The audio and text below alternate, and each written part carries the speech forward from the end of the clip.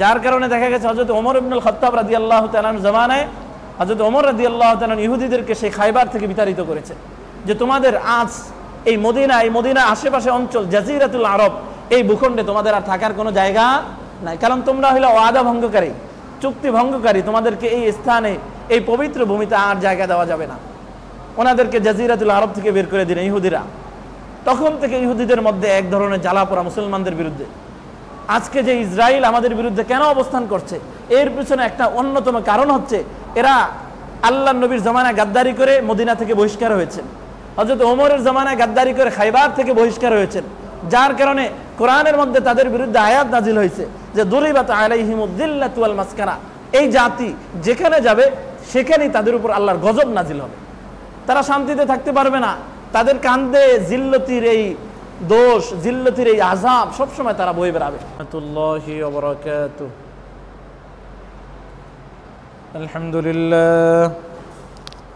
আলহামদুলিল্লাহ নাহমাদুহু ওয়া নাস্তাঈনুহু ওয়া নাস্তাগফিরুহু ওয়া নু'মিনু বিহি ওয়া নাতাওয়াক্কালু আলাইহি ওয়া নাউযু বিল্লাহি মিন শুরুরি আনফুসিনা ওয়া মিন সাইয়্যাতি আ'মালিনা।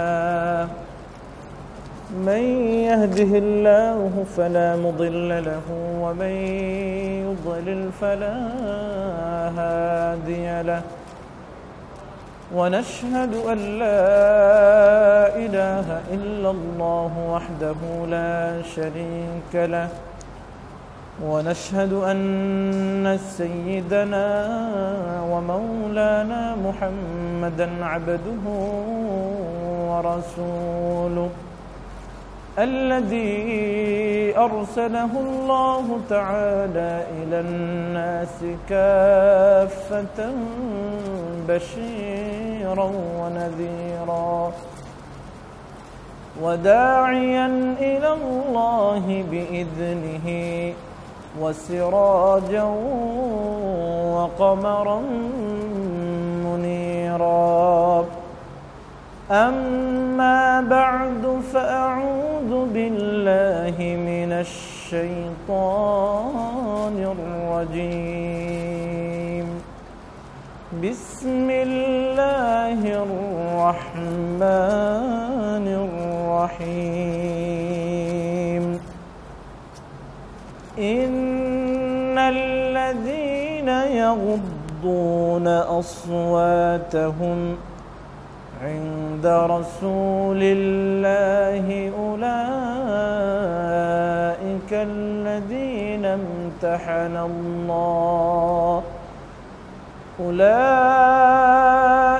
الذين امتحن الله قلوبهم للتقوى لهم مغفرة وأجر عظيم. صدق الله العظيم وصدق رسوله النبي الكريم ونحن على ذلك لمن الشاهدين والشاكرين. الحمد لله. আল্লাহ তাআলা শুকর যে আল্লাহ রাব্বুল ইজ্জাত ওয়াল জালাল আমাদেরকে এই পবিত্র জুমার দিনে, মুহররম মাসের এই পবিত্র জুমার দিনে মসজিদে আসার এবং বসার তৌফিক দিয়েছেন।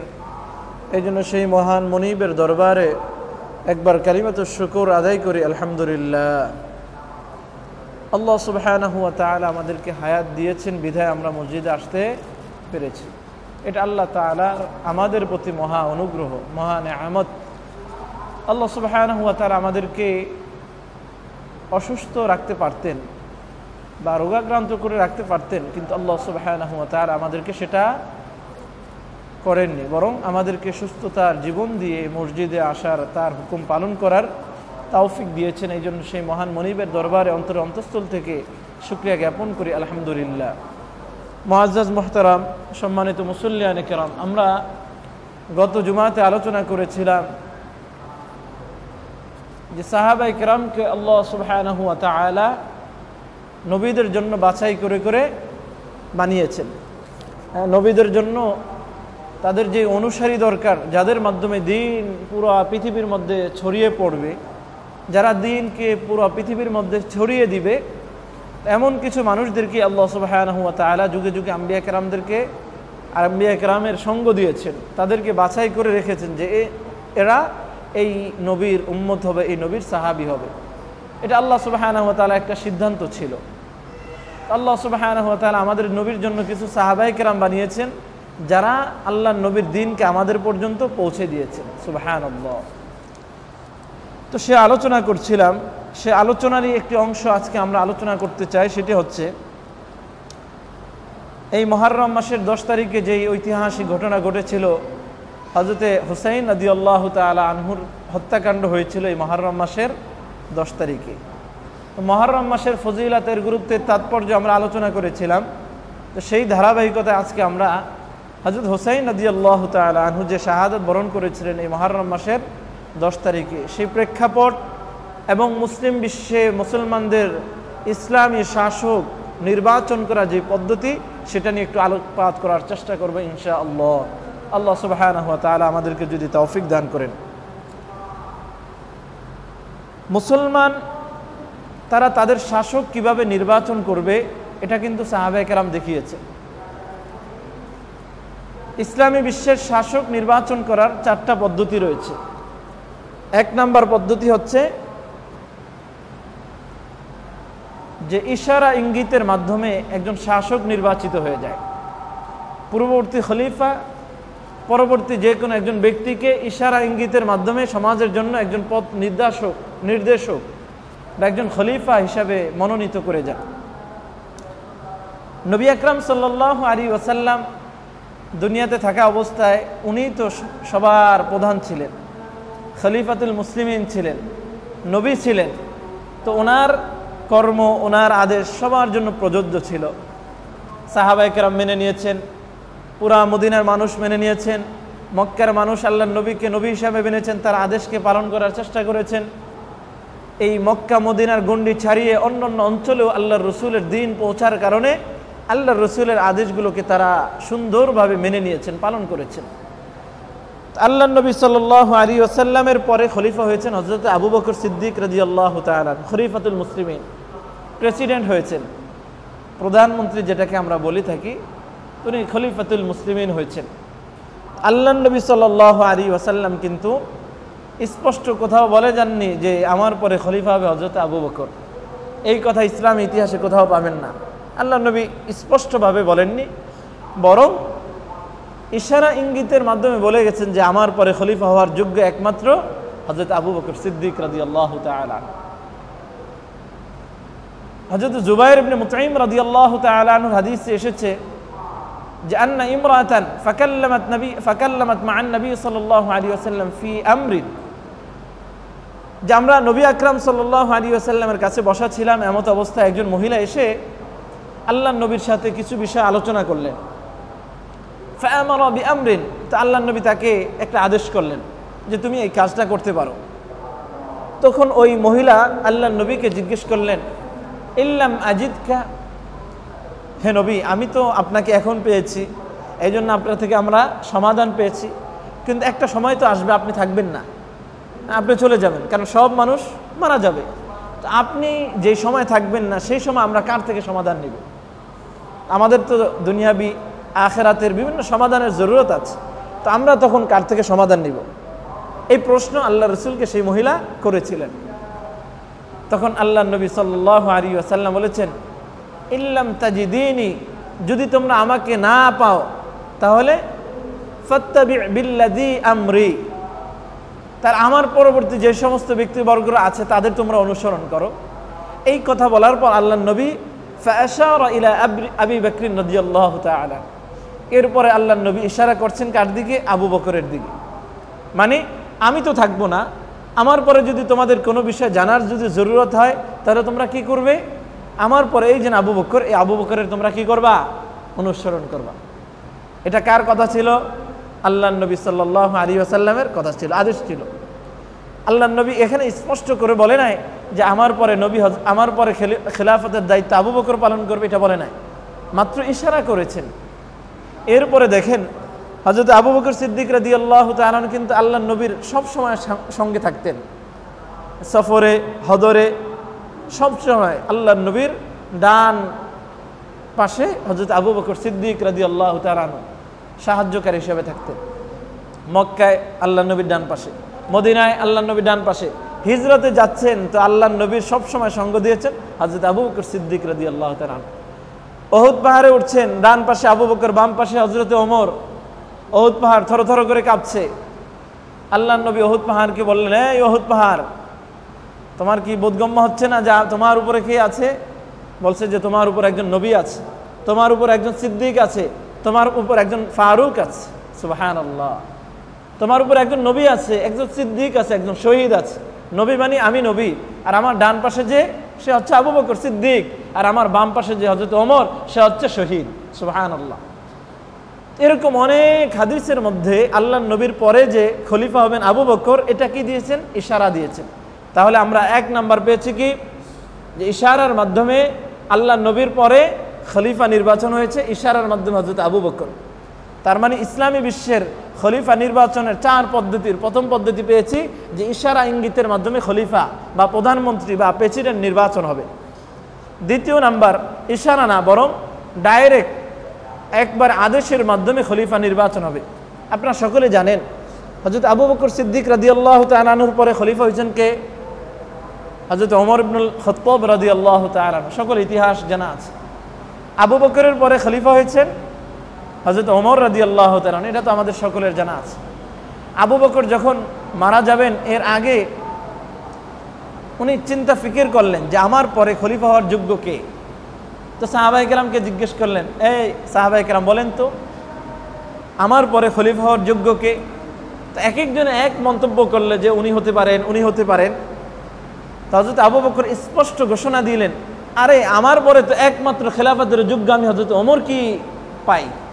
হ্যাঁ, আমার পরে খেলাফতের যদি কেউ যোগ্য হয়ে থাকে তাহলে সে কে? হযরত ওমর রাদিয়াল্লাহু তাআলা আনহু। এবং বাস্তবিক তাই হয়েছে। এই স্পষ্ট ঘোষণা পরবর্তীতে দ্বিতীয় খলিফা হিসেবে বাইআত গ্রহণ করেছেন হযরতে ওমর ইবনুল খাত্তাব রাদিয়াল্লাহু তাআলা। এটা ছিল দ্বিতীয় পদ্ধতি। খলিফা নির্বাচনের তৃতীয় পদ্ধতি হচ্ছে যে না, আদেশ করে যাবেন না, বরং একটা কমিটি মজলিসে শুরা কায়েম করে যাবেন, যে তোমরা মশওয়ারা করে যাকে খলিফা বানাইবা, যাকে প্রধানমন্ত্রী বানাইবা, তিনি কি হবেন? খলিফাতুল মুসলিমিন, তিনি আমিরুল মুমিনিন হবেন। আপনারা সকলেই জানেন হযরত ওমর রাদিয়াল্লাহু তাআলা আনহু স্পষ্ট কাউকে খলিফা বানিয়ে যাননি, ইশারা ইঙ্গিতও বলে যাননি, বরং 6 সদস্যের আহলুস শুরা সাহাবায়ে কেরামের 6 জনকে একটা পরামর্শ কমিটি বানিয়েছেন যে তোমরা পরামর্শ করে তোমাদের পরে একজনকে কি বানাইবা? খলিফা বানাইবা। এবং তাই দেখা গেল হযরত আব্দুর রহমান ইবনে আউফ যে কমিটির অন্যতম একজন সদস্য ছিলেন, ওনারা সকলে মিলে হযরতে ওসমান ইবনে আফফান রাদিয়াল্লাহু তাআলা আনহুকে খলিফাতুল মুসলিমিন বানাইছে। এটা হলো 3 নাম্বার ইসলামী বিশ্বের খলিফা নির্বাচন হওয়ার 3 নাম্বার পদ্ধতি। 4 নাম্বার পদ্ধতি হচ্ছে যে না, মশওয়ারা না, ইশারাও করে যাবেন না, বা স্পষ্ট আদেশও করে যাবেন না, বা কোনো কি করে যাবেন না, খলিফা বোর্ডও তৈরি করে যাবেন না, বরং জনগণের উপর ছেড়ে দিবেন। জনগণের মধ্যে যারা জ্ঞানী, যারা গুণী, যারা হক বাতিলের মাঝে পার্থক্য করতে জানে, যারা নামাজ পড়তে জানে, যাদের মধ্যে শরীয়তের ইলম আছে, তারা কাউকে যদি খলিফা হিসেবে নির্বাচন করে নেয় যে আপনি খলিফা, আমরা আপনাকে আজ থেকে মেনে নেব, তাহলে সমাজের বাকি অন্যান্য সদস্যদের উপরও দায়িত্ব হয়ে যায় যে তারাও তাকে খলিফা হিসাবে মানতে হবে। হযরত ওসমান রাদিয়াল্লাহু তাআলা আনহু মারা যাওয়ার পর সবাই মিলে হযরত আলী রাদিয়াল্লাহু তাআলা আনহুর হাতে বায়াত গ্রহণ করেছেন যে আপনি আজ থেকে আমাদের প্রধানমন্ত্রী, আজ থেকে আমাদের প্রেসিডেন্ট, আপনি আমাদের খলিফাতুল মুসলিমিন। তো হযরতে আলী রাদিয়াল্লাহু তাআলা আনহু হতে কিছু সাহাবায়ে কেরাম যখন বায়াত গ্রহণ করেছেন, যারা ছিলেন জ্ঞানী গুণী, যারা ছিলেন শরীয়তের ধারক বাহক, তো অন্যান্য সমস্ত সাহাবায়ে কেরাম পুরা দুনিয়ার উম্মত হযরতে আলীকে খলিফাতুল মুসলিমিন হিসেবে মেনে নিয়েছে। এটা হচ্ছে 4 নাম্বার পদ্ধতি। তাহলে খলিফা নির্বাচন হওয়ার ইসলামী বিশ্বের কয়টা পদ্ধতি? 4টা। 1 নাম্বার হচ্ছে ইশারা ইঙ্গিতের মাধ্যমে, যেমন হযরতে আবু বকর নবীর ইশারার মাধ্যমে খলিফা হয়েছে। 2 নাম্বার হযরতে ওমর কিসের মাধ্যমে? ডাইরেক্ট নাম ঘোষণা করার মাধ্যমে হযরতে আবু বকর ঘোষণা করে গেছেন। 3 নাম্বার আহলুস শুরা বা কমিটির মাধ্যমে কয়েকজন মিলে আহলুস শুরা গঠন হবে, তারা যাকে খলিফা বানাবে তিনি খলিফা হবে, যেমন হযরত ওসমান ইবনে আফফান খলিফা হয়েছেন। 4 নাম্বার ইশারাও করে যাবেন না, বা ডাইরেক্ট নামও বলে যাবেন না, বা কোনো কমিটিও বানায় যাবেন না, বরং তার পরবর্তী জনগণ যারা এলেমওয়ালা, যারা আমলওয়ালা, যাদের হাতে কোরআন ও হাদিস আছে, তারা যদি কোনো ব্যক্তিকে খলিফা হিসেবে নির্বাচন করে, যেমন হযরত আলীকে জনগণ বানাইছে, তাহলে এইভাবে এই 4 পদ্ধতিতে ইসলামী বিশ্বের কি হয়, খলিফা নির্বাচন হয়। নবী আকরাম সাল্লাল্লাহু আলাইহি ওয়াসাল্লাম, সম্মানিত মুসল্লিয়ানে কেরাম, ইতিহাসগুলো আমাদের জানা দরকার। আজকে জানা না থাকার কারণে আমরা বিভিন্ন খপ্পরে পড়ি। শিয়াদের খপ্পরে পড়ি না? শিয়াদের খপ্পরে পড়ি, খারিজিদের খপ্পরে পড়ি, সাহাবায়ে কেরামকে দোষারোপ করি। এটা কেন? ইসলামী বিশ্বের এই ইতিহাসগুলো আপনার আমার জানা নাই, জানা থাকতে হবে। জানা না থাকলে আমরা জানবো না কে কোন পর্যায়ের ব্যক্তি ছিলেন, তিনি কি কোরআন হাদিসের ধারাবাহিক ছিলেন, না তিনি ব্যক্তি পূজারী ছিলেন, এটা আমরা জানতে পারবো না। এই জন্য জানা দরকার। আল্লাহ নবী যখন দুনিয়া থেকে যান, তার পরবর্তী খলিফা কে হয়েছিল? হযরত আবু বকর। হযরত আবু বকর রাদিয়াল্লাহু তাআলা যখন খলিফা হয়েছেন, তখন মক্কা মদিনা বা ইসলামী শহরগুলোর অবস্থা খুব ভালো ছিল। সেখানে কোনো ধরনের এরকম অরাজকতা ছিল না, বা দুশ্চরিত্রবান কোনো মুনাফিকের অবস্থা বা মুনাফিকের এরকম চরিত্র সামনে আসেনি। তারপরে হযরত ওমর ইবনুল খাত্তাব, হযরত ওমর ইবনুল খাত্তাবের ব্যাপারে তো বলা হয়, হযরত ওমর যেই পথে, যেই রাস্তা দিয়ে হাঁটেন, শয়তান ওই রাস্তা দিয়ে হাঁটতে পারেন না।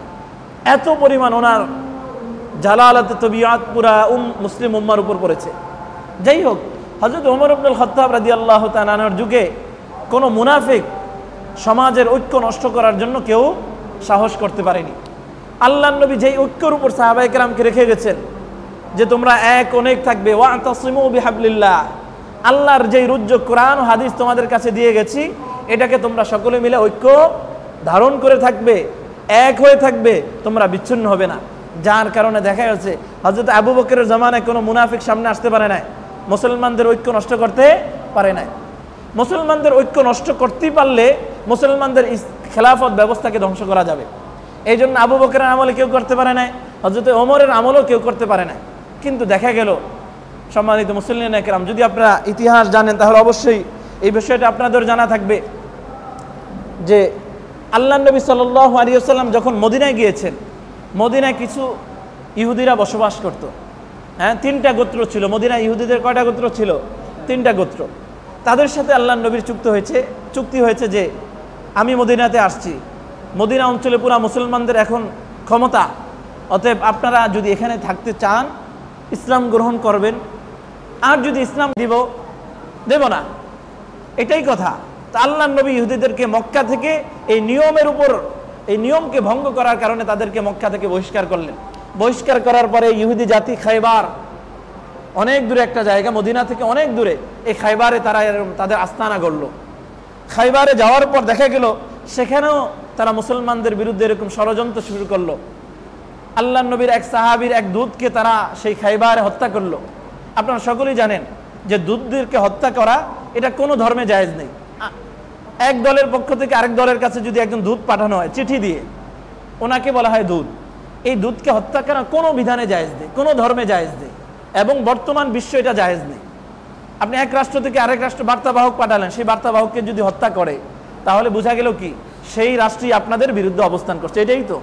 এটাই বুঝে আসে। যাই হোক, এই খায়বার ইহুদিরা আল্লাহর নবীর সেই দূতকে হত্যা করেছে।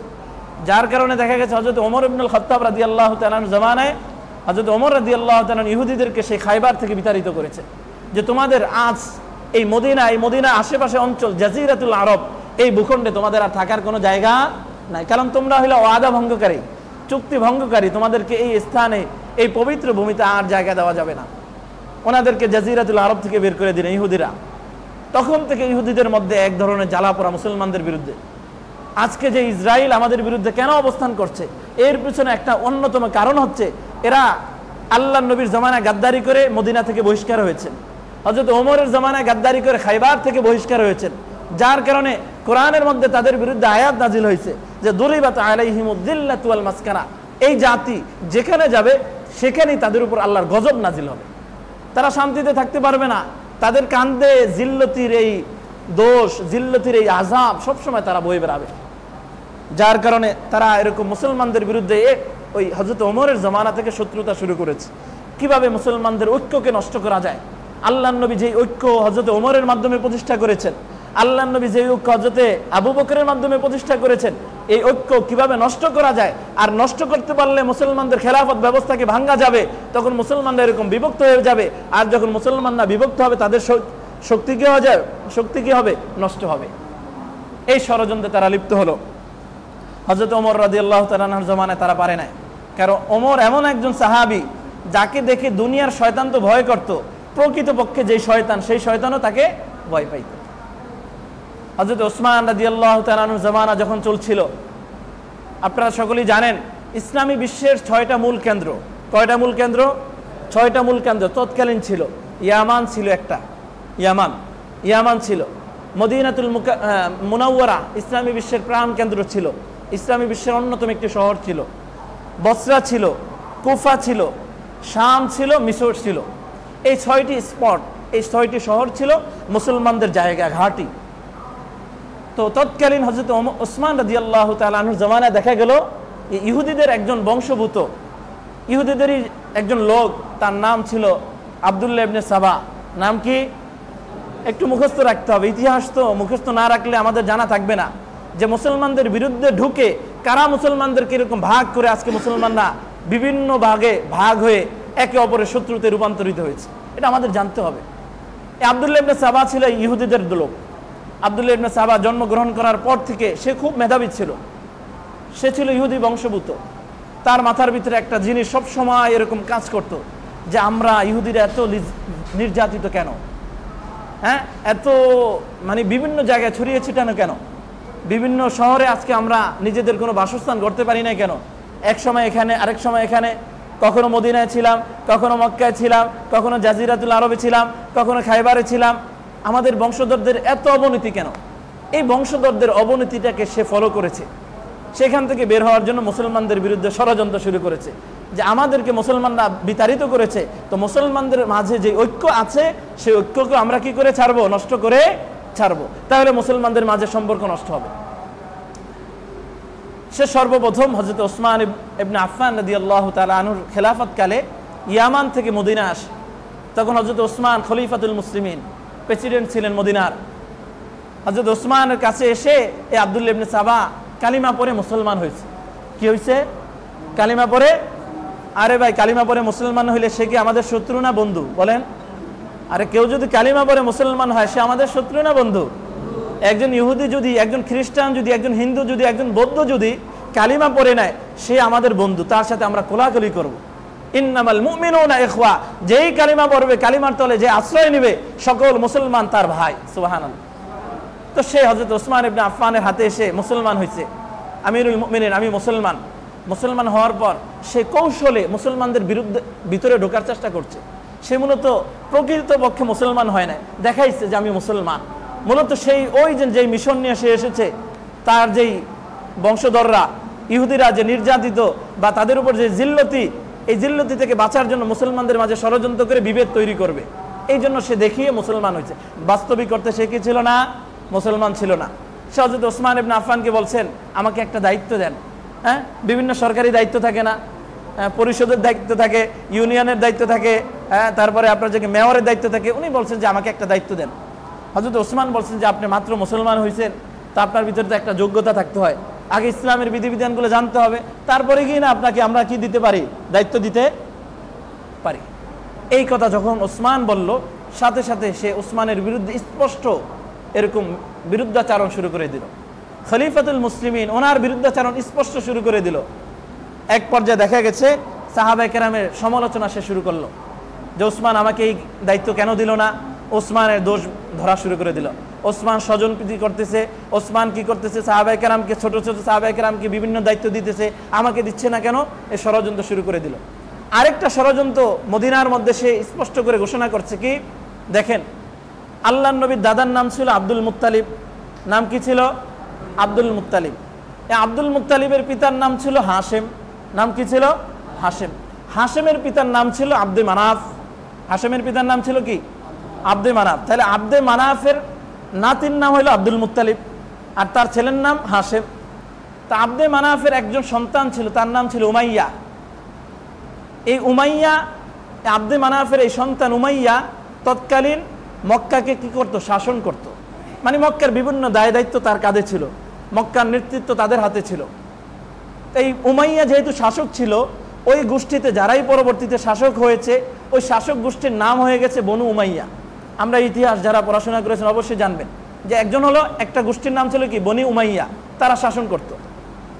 এরপরে যখন আব্দুল মুত্তালিব তাদের নাতি দুনিয়াতে আসছে, তার চরিত্র অনেক সুন্দর ছিল, দেখতে সুঠাম দেহের অধিকারী ছিল, মানুষের সাথে তার আচার ব্যবহার অনেক সুন্দর ছিল। এক পর্যায়ে দেখা গেছে আব্দুল মুত্তালিবের হাতে মক্কার লোকেরা শাসন ভার দিয়ে দিল যে আপনি আজ থেকে আমাদের দায়িত্ব নেবেন, আব্দুল মানাফের ছেলেরা এখন আর দরকার নেই, আপনি নেবেন আজ থেকে। আর এই আব্দুল মুত্তালিবের ছেলের নাম হলো আব্দুল্লাহ, আব্দুল্লাহর ছেলের নাম হচ্ছে জনাবে মুহাম্মদুর রাসূলুল্লাহ সাল্লাল্লাহু আলাইহি ওয়াসাল্লাম। আল্লাহর নবী দুনিয়াতে আসছে, আল্লাহর নবী ক্ষমতা নিয়েছেন, মদিনার শাসক ছিলেন, মক্কার শাসক ছিলেন, পুরা মুসলিম উম্মার একজন নেতৃত্ব দানকারী নবী ছিলেন। ওনার পরে হযরতে আবু বকর খেলাফতের দায়িত্ব নিচ্ছে, ওনার পরে হযরতে ওমর ইবনুল খাত্তাব দায়িত্ব নিচ্ছে। কিন্তু ঘটনা ঘটলো এর ব্যতিক্রম। তৃতীয় খলিফা হযরত ওসমান যখন খেলাফতের দায়িত্ব নিয়েছেন, এই হযরত ওসমান ছিলেন এই বনু উমাইয়ার গোত্রের লোক। হযরত ওসমান কোন বংশের ছিল? বনু উমাইয়ার, আব্দুল মুত্তালিবের না।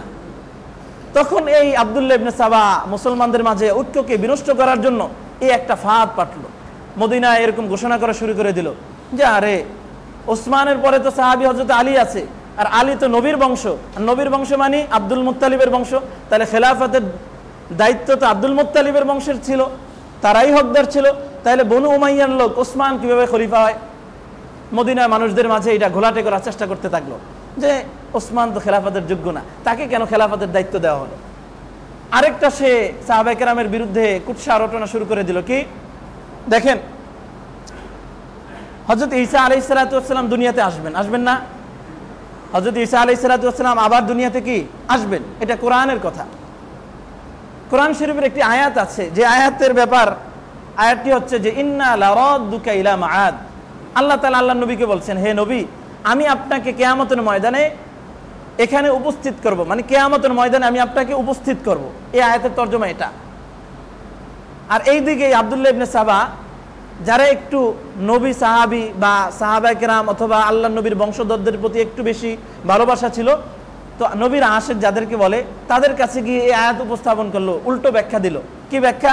আরে ভাই দেখো, কোরআন কারীমে তো বলা হয়েছে কি ইন্না লারাদ্দুকা ইলা মাআদ, যে নবী দুনিয়াতে আসবে, আর তোমরা মুসলমানরা কি বিশ্বাস করতেছো যে নবী আসবে না, বরং নবীর পরে কে আসবে?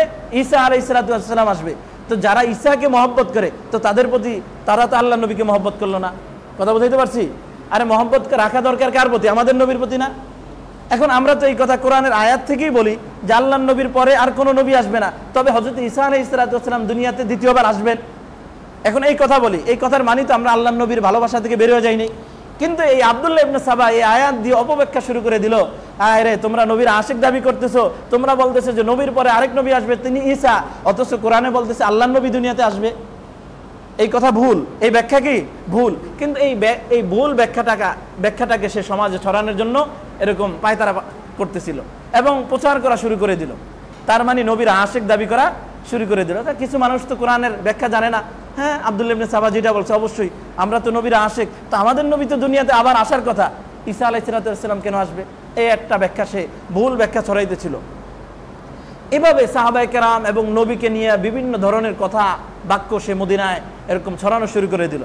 সাহাবায়ে কেরাম এক পর্যায়ে বুঝতে পারলেন যে এই লোক আসলে মূলত মুসলমান না, মূলত কি না মুসলমান না, সে হচ্ছে মুসলমানের দুশমন, সে ইহুদি বংশের, সে মুসলমানদের মাঝের ঐক্যকে কি করতে চায়? নষ্ট করতে চায়। এক পর্যায়ে মদিনা থেকে তাকে বহিষ্কার করছে। হযরত ওসমান রাদিয়াল্লাহু তাআলা আনহু মদিনা থেকে তাকে কি করলেন? সমস্ত সাহাবায়ে কেরাম মিলে মদিনা থেকে তাকে তাড়িয়ে দিলেন। সে গেল বসরায়। হ্যাঁ, বসরায় ওই সময় যে সাহাবী ছিলেন, ওই সাহাবীর বিরুদ্ধে সে প্রপাগান্ডা ছড়াইল। তো বসরা থেকেও এক পর্যায়ে সে বেরিয়ে গেল, থাকতে পারলো না। কারণ যারা সমাজের মধ্যে বিশৃঙ্খলা ছড়ায় তারা কিন্তু ওখানে থাকতে পারে না। হ্যাঁ, একটা সমাজের ঐক্যকে যারা নষ্ট করে তারা কিন্তু সেখানে থাকতে পারে না। সে বসরায় গেছে। বসরার লোকজন এক পর্যায়ে তার মতলব বুঝে গেছে যে এর কাজই হচ্ছে সাহাবায়ে কেরামের সমালোচনা করা, এর কাজই হচ্ছে মসজিদ মাদ্রাসার বিরুদ্ধে সমালোচনা করা, এর এখানে আর রাখা যাবে না। বসরা থেকে বের হয়ে গেল। বসরা থেকে কুফা গেছে। একই কথা, এই সাহাবায়ে কেরামের সমালোচনাগুলোকে হাতিয়ার বানিয়ে সে কি করা শুরু করে দিল? সাহাবায়ে কেরামের বিরুদ্ধে সমালোচনা করা শুরু করে দিল। সে কুফায় গেছে। কুফা থেকে কোথায় গেছে? কুফা থেকে সে এক পর্যায়ে মিশরে গেছে। কোথায়? মিশরে গেছে। মিশরের তৎকালীন গভর্নর ছিলেন হযরত আমর ইবনুল আস রাদিয়াল্লাহু তাআলা আনহু। মিশরে কি ছিলেন? দায়িত্ববান ব্যক্তি ছিলেন। ওখানে গিয়ে সাহাবায়ে কেরামের বিরুদ্ধে সমালোচনা করছে। এক পর্যায়ে হযরত উবাদাহ ইবনে সামিত রাদিয়াল্লাহু তাআলা আনহু যখন জানতে পারলেন যে আসলে এর মতলব ভালো না, তাকে ধরে একবার হযরত আমর ইবনুল আসের কাছে নিয়ে গেলেন যে দেখেন এ সাহাবায়ে কেরামের বিরুদ্ধে সমালোচনা করে। যাই হোক, সেখান থেকে সে বিতাড়িত হয়েছে। বিতাড়িত হওয়ার কারণে দেখেন ওই যে বিভিন্ন জায়গায় ছড়িয়ে ছিটে ছিল, কিছু তার এরকম মুরিদ তৈরি হয়েছে। এই মুরিদদেরকে নিয়ে সে এক পর্যায়ে মদিনায় আসছে। ঘটনা অনেক লম্বা, সময় খুব কম, আমি একটু সংক্ষেপ করছি। সে মদিনায় আসার পর হযরত ওসমান রাদিয়াল্লাহু তাআলা আনহুকে ক্ষমতা থেকে উচ্ছেদ করার জন্য, উৎখাত করার জন্য ওই যে কিছু মানুষ নিয়ে আসছে, এরকম বিক্ষোভ শুরু করে দিয়েছে। সময়টা ছিল জিলহজ মাস, জিলকদ মাস, মানে হজের মৌসুম।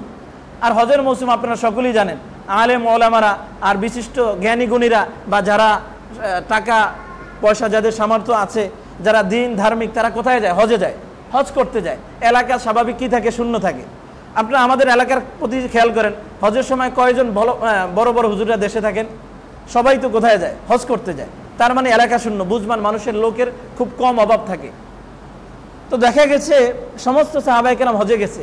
এই সময়টাকে মুখ্যম সময় বুঝে এই জিলকদ মাসে মদিনায় আসে হযরত ওসমান রাদিয়াল্লাহু তাআলা আনহু মদিনায়। কিন্তু হযরত আলী মদিনা থেকে হজ করতে যান না ওই বছর। সে এক পর্যায়ে একদিন জুমার নামাজে এরকম বিক্ষোভ শুরু করে দিল। জুমার নামাজে এরকম মিম্বরে এসে হযরত ওসমানের বিরুদ্ধে স্পষ্ট এরকম প্রোপাগান্ডা চালানো শুরু করে দিল। ওসমান এই খেয়ানত করেছে, ওসমান এরকম তাকে বেশি প্রাপ্য দিয়েছে, ওকে কম দিয়েছে, নিজের লোকদেরকে ক্ষমতায় বসাইছে, বিভিন্ন ধরনের প্রোপাগান্ডা চালিয়ে যাচ্ছিল। এক পর্যায়ে হযরত আলী রাদিয়াল্লাহু তাআলা আনহু জানতে পেরে তাকে ডাকলেন যে তোমার কি সমস্যা, তুমি ওসমানের বিরুদ্ধে কেন সমালোচনা করছো? হযরত আলী আরও কয়েকজন সাহাবায়ে কেরাম মিলে তাকে বোঝানোর চেষ্টা করেছেন। এবং হযরত আলী লাস্ট পর্যায়ে তার অবস্থান থেকে বুঝতে পারলেন সে মূলত মুসলমান না, সে মূলত কি? ইহুদি। সে মূলত কি? ইহুদি। সে মুসলমান না। আলীর কাছে ধরা পড়ে গেল সে ইহুদি, সে মুসলমানদের ঐক্য নষ্ট করার জন্য আসছে। হযরত আলী রাদিয়াল্লাহু তাআলা স্পষ্ট তাকে জানিয়ে দিলেন, তুমি আজ থেকে মদিনা ত্যাগ করবা, মদিনায় আর আসবা না। আলী রাদিয়াল্লাহু তাআলা এই স্পষ্ট ঘোষণা শুনে সে মদিনা থেকে 3 কিলোমিটার দূরে চলে গেছে। কয় কিলোমিটার? 3 কিলোমিটার দূরে চলে গেল। সেখানে গিয়ে আরও লোকজনকে জমা করে একদিন হঠাৎ করে হযরত ওসমান রাদিয়াল্লাহু তাআলা আনহু যেই বাসভবনে থাকতেন, খলিফাতুল মুসলিমিন, সেই বাসভবনকে ঘেরাও করে ফেলেছে। এর আগে হযরত আলী রাদিয়াল্লাহু তাআলা আনহু কি করেছেন? মদিনা যে সমস্ত যুবক সাহাবায়ে কেরাম ছিলেন তাদেরকে দিয়ে হযরত ওসমান রাদিয়াল্লাহু তাআলা আনহু বাসভবনকে এরকম পাহারাদারির ব্যবস্থা করেছেন। হ্যাঁ, পাহারাদারির ব্যবস্থা করেছেন যেন এই শয়তান মুসলমানদের মাঝে ঐক্যকে নষ্ট না করে এই সাহাবীকে যেন হত্যা না করতে পারে। যাই হোক, এক পর্যায়ে দেখা গেল কিছু যুবক 35 হিজরি ঘটনা, 35 হিজরিতে এই ঘটনা ঘটেছে। কিছু যুবক সামনে থেকে ঘরে যখন ঢুকতে পারেনি, পিছন থেকে দেয়াল টপকে জুমার দিন হযরত ওসমান রাদিয়াল্লাহু তাআলা আনহু কোরআন শরীফ পড়ছিলেন। এই কোরআনের এই যে মলাটবদ্ধ যে কোরআন আমরা দেখতে পাচ্ছি, এই কোরআনটা মূলত হযরত ওসমান জমা করেছিলেন। কে জমা করেছিলেন? কত বড় ওনার ফজিলত, কত বড় সফল উনি, কত বড় মর্যাদার সাহাবী। কিন্তু এই ইহুদি শয়তানরা এই আল্লাহর নবীর প্রিয় সাহাবী হযরত ওসমানকে জুমার দিন কোরআনের আয়াত তেলাওয়াত করছে, সূরাতুল বাকারার 127 নম্বর আয়াত, ফাসায়াকফিকাহুমুল্লাহ, যখন তেলাওয়াত করছিলেন, এই ইহুদি যুবকরা গিয়ে আল্লাহর নবীর এই প্রিয় পাত্র হযরত ওসমান রাদিয়াল্লাহু তাআলা আনহুকে হত্যা করে। কোরআন শরীফ যখন পড়ছিলেন, কোরআনের পাতার উপর ওনার শরীরে রক্ত পড়ছিল। হযরত ওসমান রাদিয়াল্লাহু তাআলা আনহু 35 হিজরিতে ইন্তেকাল করেন, শাহাদাত বরণ করেন। তা আমি যেই কথাটা বলছিলাম যে আল্লাহর নবী আমাদেরকে যে অবস্থায় রেখে গেছেন যে মুসলমানরা এক থাকবে, কি থাকবে? এক থাকবে, একভাবে থাকবে, ভাই ভাই থাকবে। মুসলমানরা সে যে এখানে থাকুক না কেন, একজন আফ্রিকা আরেকজন বাংলাদেশ, কিন্তু সে তার বিপদে এগিয়ে আসবে। এই জন্য ঐক্যবদ্ধভাবে রেখে গেছেন। এই ঐক্যবদ্ধকে নষ্ট করার জন্য মূলত এই আব্দুল্লাহ ইবনে সাবার ষড়যন্ত্র ছিল। কথা বুঝাইতে পারছি? এই জন্য আপনার আমার বোঝা উচিত ইসলামী দল দেশে থাকবে এবং দেখবেন একদল আরেক দলকে গালিগালাজ করে, তখন আপনার আমার বোঝা উচিত যে আসলে প্রকৃতপক্ষে যারা ইসলামকে প্রতিষ্ঠা করতে চায় তারা একজন আরেকজনকে গালি দিতে পারে না, তাহলে গালিটা দেয় কে? আপনার আমার বিরুদ্ধে এই যে আব্দুল্লাহ ইবনে সাবার মতো কিছু ষড়যন্ত্রকারী দুষ্কৃতিকারীরা ঢোকার পর ফেক আইডি দিয়ে কি করে, একদল আরেক দলের বিরুদ্ধে প্রোপাগান্ডা ছড়ায়, গালি দেয়, খারাপ কটু বাক্য বলে। তখন আরেক দল কি মনে করে, আরে এই লোকটা আমাকে গালি দিল, অথচ আইডির নাম কি ওই দলে একজন বড় সমর্থক। তো স্বাভাবিক মনে হয় যে সেই দল করে আবার আমাদের ইসলামী দলকে গালিগালাজ করে। এই জন্য সম্মানিত মুসল্লিয়ান কেরাম, আমাদেরকে বুঝতে হবে, আপনি আল্লাহকে বিশ্বাস করেন, আমি আল্লাহকে বিশ্বাস করি। আপনি মসজিদকে বিশ্বাস করেন, আমি মসজিদকে বিশ্বাস করি। আপনি এক কোরআনকে বিশ্বাস করেন, আমিও সেই কোরআনকে বিশ্বাস করি। আপনিও চান এই দুনিয়াতে, এই রাষ্ট্রে, এই দেশে ইসলামী খেলাফত ব্যবস্থা হোক, আল্লাহর আদেশ অনুযায়ী দেশ চলুক, কোরআন অনুযায়ী চলুক, আমিও তো চাই। তাহলে আপনাকে আমি গালি দেওয়ার কে, বা আপনি কেন আমাকে গালি দিবেন? এর থেকে আমাদের শিক্ষা হচ্ছে যে আপনি আমি কোনো শত্রু হতে পারি না। শত্রুতা মূলত অন্য জায়গা থেকে, শত্রুতা অন্য জায়গা থেকে আসছে। খেয়াল করতে হবে যে আপনার আমার বিরুদ্ধে শত্রুতা করতেছে কারা, এদেরকে চিহ্নিত করতে হবে। এদেরকে চিহ্নিত না করলে, আরে হযরত ওসমানের বিরুদ্ধে যদি ইহুদিরা ষড়যন্ত্র করতে পারে, তাহলে আপনি আমি কে? একটু আওয়াজ দিয়ে বলেন, আপনি আমি কে? হযরত ওসমানের বিরুদ্ধে যদি ষড়যন্ত্র করতে পারে, হযরত আলীর বিরুদ্ধে যদি ষড়যন্ত্র করতে পারে, অন্যান্য সাহাবায়ে কেরামের বিরুদ্ধে যদি ষড়যন্ত্র করে, আপনি আমি মুসলমান, আপনিও চান খেলাফত ব্যবস্থা কায়েম হোক, ইসলামী শাসন হোক, মানুষ তাদের ন্যায্য অধিকার পাক, বিচার সঠিকমতো পাক, এটা যদি সবাই পছন্দ করে, আমিও তো পছন্দ করি, তাহলে আপনি আমার বিরুদ্ধে বলবেন কে, আর আমি আপনার বিরুদ্ধে কেন বলবো? তার মানে বুঝতে হবে আমাদের বিরুদ্ধে শত্রু কিন্তু অন্য জায়গা থেকে। শত্রু সে ভারত থেকে আসবে, শত্রু সে আমেরিকা থেকে আসবে। আমাদের দেশে আপনি আমার শত্রু না, আমি আপনার শত্রু না, এই কথা বিশ্বাস করতে হবে। আল্লাহ তাআলা আমাদেরকে